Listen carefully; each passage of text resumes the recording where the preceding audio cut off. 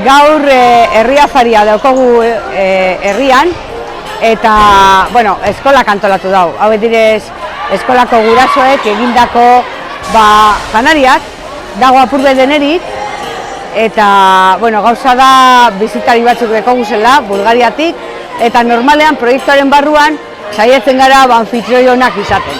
Eta erakusten eskola ez dela bakarrik eraikuntza bat, dala komunitate bat, eta komunitate horretan sartzen dira lehenengo umeak eta irakasleak bai, baina batez ere familiak eta herria eta denek hartzen dute parte horretan.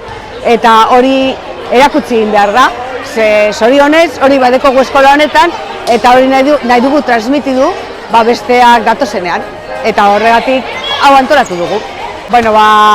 Eskolatik bidaltzen da ohar bat familietara, eta esan ez dia parte hartu nahi duten, eta bakoitzak zer ekarriko dauen, ez errepikatzeko mila gauza berdinak, eta familiak gonbidatzen egiten. Eta eskolak bakarrik eskatu behar dau, eta familiek guzti hau emoten dute.